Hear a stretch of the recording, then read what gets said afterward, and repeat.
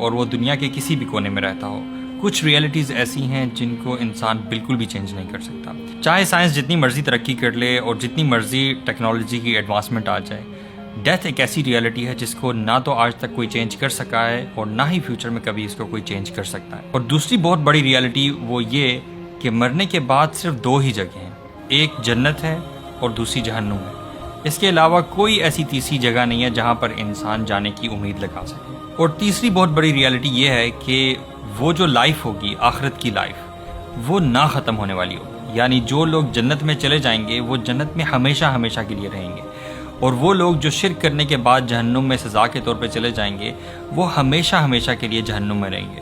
تو بہت ضروری ہوتا ہے کہ جہاں پر ہم جنت کی باتیں کرتے ہیں اور اللہ تعالیٰ کی رحمتیں اور بلیسنگز کی باتیں کرتے ہیں، وہاں پر ایٹ دا سیم ٹائم ہم یہ بھی دیکھیں کہ جو لوگ جہنم میں جائیں گے آخر ان کے ساتھ کیا ماجرا ہوگا، آخر ان کا حال کیا ہوگا. جو لوگ جہنم میں چلے جائیں گے ان کو بہت سارا عذاب تو دیا جائے گا، لیکن اس کے ساتھ ساتھ ایک بہت بڑا عذاب جو ان پر مسلط کیا جائے گا وہ شدید بھوک کا عذاب ہوگا. جی ہاں، جس طرح کا انہیں فزیکل ٹارچر کیا جائے گا اس کے ساتھ ساتھ ان پر اسی سکیل کی بھوک بھی مسلط کر دی جائے گی، شدید بھوک اور شدید پیاس.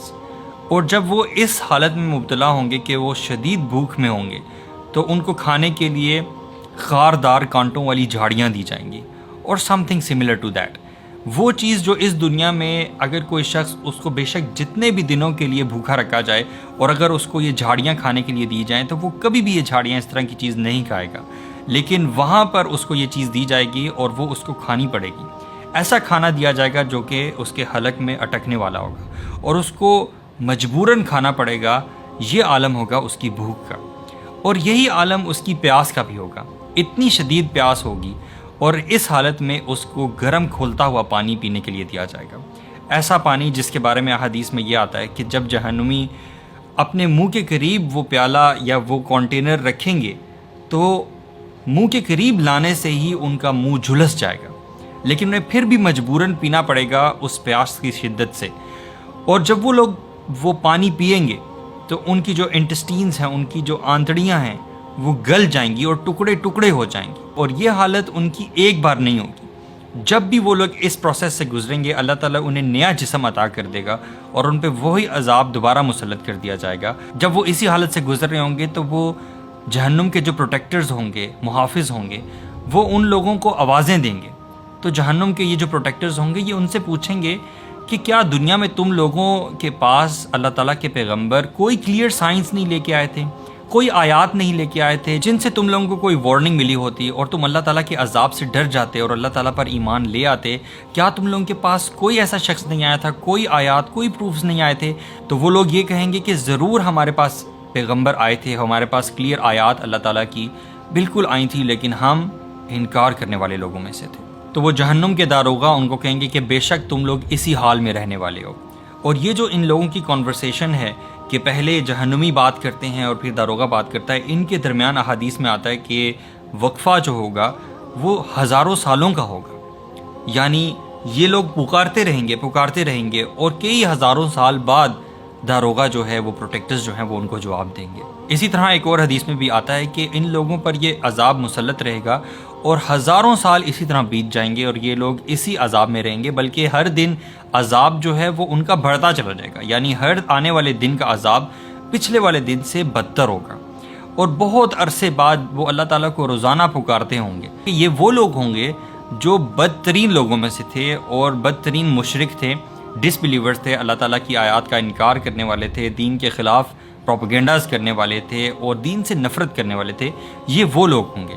تو ہزاروں سالوں بعد اللہ تعالیٰ جب ان کی طرف متوجہ ہوگا تو ان کی دلوں میں ایک امید کی کرن جاگے گی. تو یہ لوگ یہ سمجھیں گے کہ شاید اللہ تعالیٰ کو ہم پر رحم آ گیا اور اللہ تعالیٰ ہمیں معاف فرما دیں گے. تو اللہ تعالیٰ جب ان کی طرف متوجہ ہوں گے تو اللہ تعالیٰ فرشتوں کو یہ حکم دیں گے اور ایک جانور لایا جائے گا.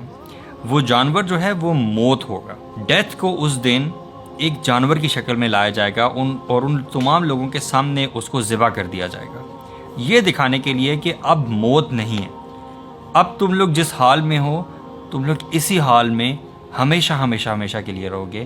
اب یہاں سے کوئی چھٹکارا نہیں ہے. یہ جو چھوٹی سی بات میں نے ابھی آپ کو چند احادیث اور قرآن کی کچھ آیات سے بتائی، یہ ایک بہت چھوٹی سی سمری ہے. When you delve into this topic of جہنم، کہ وہاں پر لوگوں کو کس قسم کا عذاب دیا جائے گا اور کن کن وجوہات کی بنا پر دیا جائے گا، اور اس سے ایک اور ریئلائزیشن یہ ہوگی کہ یہ دنیا اور اس کی جتنی بھی آسائشیں اور جتنی بھی چیزیں، جن بھی چیزوں کے پیچھے ہم بھاگتے ہیں، اور بہت ساری دوسری ایسی چیزیں جن کو ہم کمپرومائز کرتے ہیں، اپنی دینی فرائض کو کمپرومائز کرتے ہیں، یہ چیزیں بالکل بھی وہ چیزیں نہیں ہیں جن کی بیسس پہ آپ اتنا بڑا رسک لیں کہ آخرت میں آپ کو ایک ایسی جہنم میں، ایسی وادی میں ڈال دیا جائے جو کہ شدید عذاب والی ہو اور کبھی نہ ختم ہونے والی ہو. تو اگر ہمیں یہ ریئلائزیشن آ جائے کہ ہماری یہ جو 50-60 سال کی زندگی ہے وہ کتنی قیمتی ہے، اور یہی ہماری زندگی ڈیسائیڈ کرنے والی ہے کہ وہ جو آفٹر لائف ہے، آخرت کی زندگی ہے جو کہ نہ ختم ہونے والی ہے، اس میں ہماری جو فیٹ ہے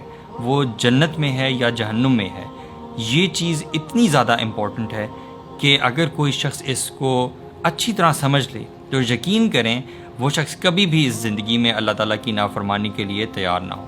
سو we should constantly seek forgiveness of اللہ سبحانہ و تعالیٰ آف our شارٹ کمنگس. جو بھی ہم سے غلطیاں کوتاہیاں ہوتی ہیں، ہمیں اللہ تعالیٰ سے معافی مانگتے رہنا چاہیے، اور ہمیں پناہ مانگتے رہنا چاہیے کہ اللہ تعالیٰ کہیں ہمیں ایسے عذاب میں آخرت میں مبتلا نہ کر دے. So for this it is very crucial and very important that we understand and we are in a constant good relationship with اللہ سبحانہ و تعالیٰ. اور یقین کریں ایسا ہونا آپ کی چاہت کے بغیر اور اللہ تعالیٰ کی توفیق کے بغیر بالکل ممکن نہیں.